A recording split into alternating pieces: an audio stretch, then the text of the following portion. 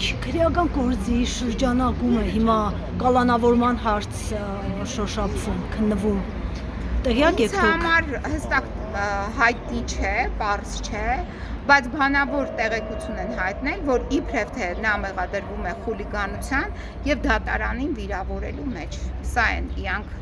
բանավոր, այսպես ասած, փոխանցել։ Բայց թե եւ դա տեղի է ունեցել շուրջ 1 ամիս առաջ, եւ քանի որ իմ հարցն է նաեւ ներգրավելու որպես պաշտպան, եւ ես այդ ժամանակ ներկա եմ եղել, ես ենթադրում եմ դատական նիստի ժամանակ, որ մենք բացարձակ ենք հայտնել, այդ նիստի մասին է խոսքը։ Եվ ես վկա եմ եղել, բայց այդ ժամանակ, երբ մենք այդ նիստին ներկա ենք եղել, ես եղել եմ Լիլիթ Աղեկյանի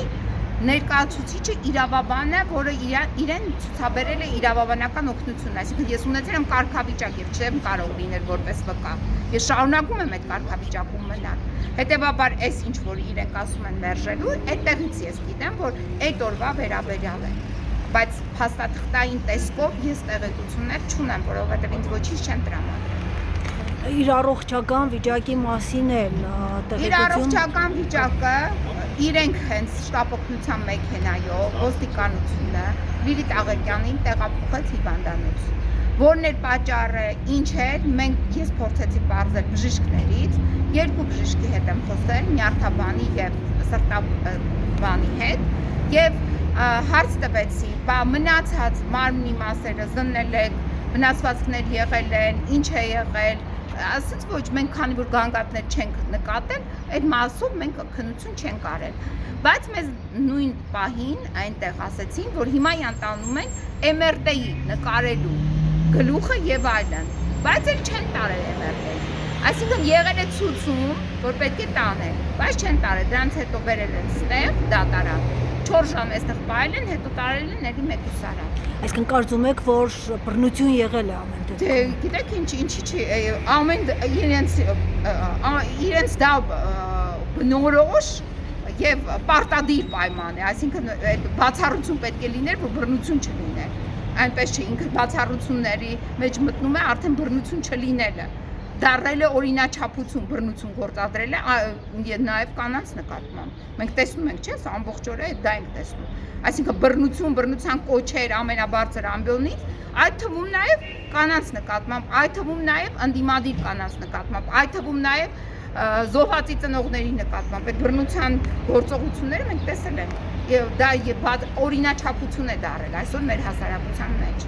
Ձեզ որպես փաստաբան, եթե չեն ընդգրկում, ով է հիմա Լիլիթի շահերը ներկայացնում այստեղ։ Ես չգիտեմ, ես չեմ կարող ասել։ Համենայնդեպս Լիլիթին այդքանը ես փոխանցեցի, որ կպահանջես քո փաստաբանից, ինքը դիմում գրել է, ես դիմումը գրել եմ։ Մինչև հիմա ըստ օրենքի նաև եթե դիմում են, ապա պետք է նաև կողմնորոշում լինի, մերժում կամ ընդունում։ Ոչ ընդունումը կա, ոչ մերժումը կա, բայց փաստացի բառացի մենք տեսնում ենք մերժումը, որովհետև դատարանը չի թողում ինձ մուտք գործել դատարան։ Մինչև հիմա մենք չգիտենք ով է դատավորը, ով է այդ համարձակ, չգիտեմ, անձնավորությունը, որ Լիլիթի կալանքը պետք է քննի եւ չգիտեմ ինչ որոշում դեռ պետք է կայացնի։ Ով է այդ համարձակը, որ մերժում է իմ ներգրավվածությունը։ Այդ էլ չգիտենք մենք այս կայունությամբ։ Իսկ իրեն տանից են։ Այո, տանից, մայրիկի աչքերի մոտ, 77-ամյա մայրիկի, երեկոյան, ուշ ժամին, 6-ից հետո ներխուժել է։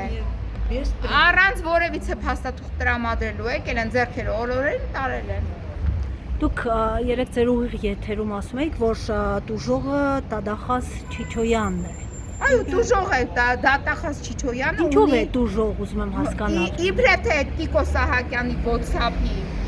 հավելվածով ուղարկված մի հատ տեքստ է,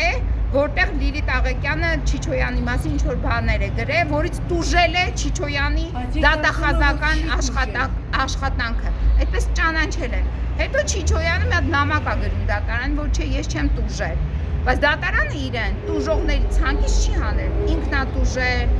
Արեգ Խաչատրյանն է տուժել, այնտեղ ինչ որ Կումայրի ոստիկանությունից կա, չգիտեմ որ բաժնից կա, քննչական կոմիտեի այս Շիրակի մարզի ղեկավարն է տուժել։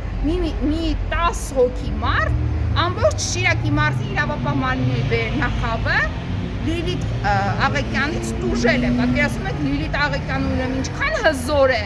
որ կարող է նենց անել, որ այդ բոլորը իրենց գործունեությունում տուժեն Լիլիթ Աղեկյանի խոսքից կամ հայտարարություններից։ Այդ է ամբողջ մեղադրանքը։ Հիմա էլ այստեղ էլ տուժել է ինչ-որ մի հատ Աղաքարյան դատավոր, ենթադրում եմ, որ ինքն է նաև դիմել, եւ մի հատ Արմինե Սուքիասյան կա, նախկին պետական պաշտոնյա, որը մեղադրվել է եւ այդ մեղադրանքը չի արդարացվել, ուղղակի վաղեմության ժամկետի կիրառման հիմքով կարճվել է։ Այդ տնօրենը, որը ենթադրում եմ մի բողոք բերողն է նա է, որը մեղադրվել է պաշտոնական կեղծիքի մեջ եւ խոշոր չափերի յուրացման մեջ։ Եվ մենք ունենք նաև տվյալներ, զեկույցներ, աուդիտի տվյալներ, որ մասնա չարաշահում է տեղի ունեցել պետական գնումների այդ գործընթացում։ Չարաշահում է տեղի ունեցել կա զեկույցներ հստակ արձանագրված կրթության տեսչական մարմնի կողմից, որ այդ տնօրենի սխալ ապօրինի կոպիտ օրենքի խախտումներով վարչարարության շրջանակներում, օրինակ ֆիզկուլտի դասատուն պարապել է անգլերեն, մաթեմատիկայի դասատուն պարապել է աշխարհագրություն, աշխարհագրությունը գնացել է պարապել է, չգիտեմ ինչ, այսինքն տեղափոխումներ են։ Ինչ որ մի գործավար, չգիտեմ ինչ է պարապել, ինչ որ դասատուներ ապօրինաբար հեռացվել են աշխատանքից, հետո մյուս օրը նորից են ընդունվել, քանի որ բողոքել են։ Միսն բազմաթիվ այդ մի դպրոցով, մի դպրոցի տնօրեն, մի վարքագծով աշխատանքային գործունեությամբ մենք կարող ենք պատկերացնել, ինչ խայտառակ վիճակում է հանրակրթական համակարգը Հայաստանի Հանրապետությունում։ Եվ դրանք հələ դեռ հավակնում են էլի դառնալ տնօրեն, էլի խայտառակել, էլի ինչի է այսօր մեր հասարակությունը այսպիսի թույլ նայել, որտեղ կրթության ոլորտը ապականել են։ Հեսա տեսանք, չէ՞, որ տանում են, կրթում են, ինչ են անում։ Կրթվածին մենք տեսանք այն օրը, երեք չի առաջ օրը ազգային ժողովում ինչեր էր խոսում։ Կրթվածը էլ ինչ խոսքեր ասես, չէ՞։ Այսինքն այդ կրթությունն են ստանում։ Այդ կրթությունն է, այդ են խրախուսում, այդ դա են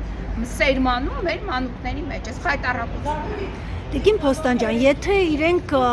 քննադատությունից նեղվում են կամ վիրավորվում են, այս դեպքում դատարան չպիտի դիմեին, ինչ քրեական գործի մասին է խոսքը, որ այդպես միանշանակ նույն այդ Աղաքարյանը, չէ, ինքը իրեն պատկերացնում է արդեն դատավորի շրջանակներում, նա չպիտի աշխատի դատավոր։ Նա վաղը մյուս օրես իշխանությունները ունենալու են ավարտ, թող չկարծեն, որ իրենք հավերժ են լինելու, նրանց նմաններն են գնացել։ Ամենայն ֆաշիստները, ստալինիստները, չգիտեմ ովքերն են գնացել, իրենք է պիտի գնան, եւ իրենք պետք է դատվեն այս իրենց արարքի համար։ Ես չեմ իմանում ուղղակի, այդ Աղաքարյանը անձամբ ինքն էլ է գրել դիմում, ինքն էլ է տուժել Լիլիթ Աղեկյանին։ Ես դա չգիտեմ։ Լիլիթ Աղեկյանի այդ ցուցակի մեջ, բանկի մեջ չկար միայն դատավոր տուժող։ Հիմա դատավորն էլ է փաստորեն տուժել, ուզում է քրեական պատասխանատվություն Լիլիթ Աղեկյանին։ Եվ ով է ուզում քրեական պատասխանատվություն ըստ այս բանավոր տվյալների։ Նաև այդ Արմինե Սուքիասյանը, մի մարդ, ով 10 քանի տարի պաշտոնավարել է եւ մեղադրվել է, մեղադրանքը չի հանվել, ինքը չի արդարացվել։ Իր ամուսնուն բերել է դպրոցում որպես տնտեսական գծով ղեկավար է նշանակել։ Այսինքն ընտանեկան բիզնեսի վերածած դպրոցը 32 դպրոցը Գյումրիի Ռաֆու անվան, այդ դպրոցը տեսեք ինչի են վերածել։ Եվ հիմա էլի նույն Լիլիթ Աղեկյանի հայտարարությունների եւ հաղորդումների հիման վրա ես կարծում եմ, որ այժմ էլ գործը քննվում հակակոռուպցիոն կոմիտեում։ Դա էլ է ահուսախսապ առաջացրել իրենց շրջանակներում։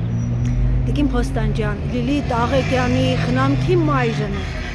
Այս դեպքում որքանով է իրավաչափ նրան կալանավորելը։ Միանշանակ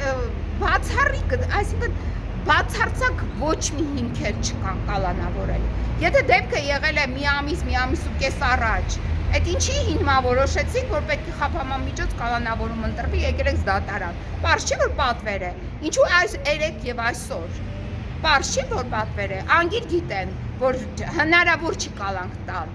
Այսինքն պատվեր են անում, պարզ չէ, եւ իրենք այսքանի ժամը օգտագործեցին պահելու Լիլիթին կալանքի տակ, այսինքն ցավ պատճառելու ծնողին, որ ծնողը մի ամբողջ գիշեր ման գա հիվանդանոց, ոստիկանություն, դատարան, ոստիկանություն, տուն, ինչ որ